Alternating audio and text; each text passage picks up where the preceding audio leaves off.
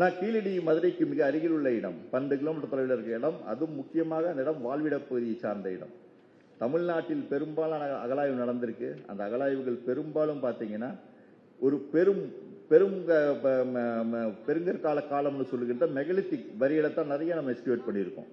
அதிகப்படியாக பெருங்கற்கால பரியலை தான் நம்ம எஸ்டிமேட் பண்ணியிருக்கோமே தவிர, அந்த புதைப்பிடங்களை உருவாக்கியவர்கள் யார் என்ற கேள்வியை யாரும் இதுவரை நான் முன்வைத்ததில்லை. ஆனால் எங்களுடைய குழு முன்வைத்தது, இவ்வளவு பெரிய புதைப்பிடம் கண்டிப்பாக இருந்திருந்தால் கண்டிப்பாக அவர்கள் ஒரு இடத்தில் வாழ்ந்திருக்க வேண்டும், அந்த வாழ்ந்தவர்கள் யார் என்பதை நாம் அறிய வேண்டும் என்ற நோக்கத்தில் தான் நாங்கள் பயணித்தோம். அதற்கான விடைதான் கீழடி.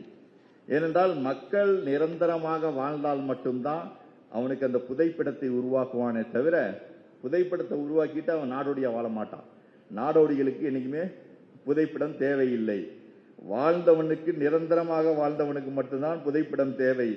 தமிழகத்தில் இவ்வளவு புதைப்பிடங்கள் ஏற்படுத்தப்பட்டுள்ளன என்றால் நிச்சயம் அவன் வாழ்ந்திருப்பான் என்பதுதான் உறுதியாக இருக்கிறது. அந்த உறுதியான செய்தியை, உறுதியான அந்த இடத்தை கண்டுபிடிக்க வேண்டும் என்ற நோக்கத்தில் ஆய்வை செய்தோம்.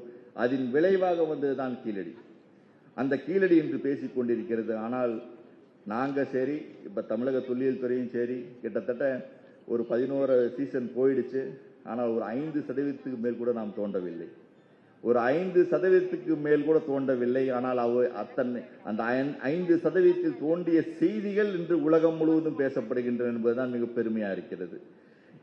இந்திய துணைக்கண்டத்தில் முதல் கட்ட நாகரிகமாக கருதப்படும் சிந்து சமவெளி நாகரிகத்திற்கு பின்னால் 2ஆம் கட்ட நாகரிகம் வட இந்தியாவில் மட்டும் ஏற்படவில்லை, தென்னிந்தியாவிலும் ஏற்பட்டுள்ளது என்ற கருத்தை இந்த கீழடி அகழாய்வுகள் எடுத்து சொல்கின்றன.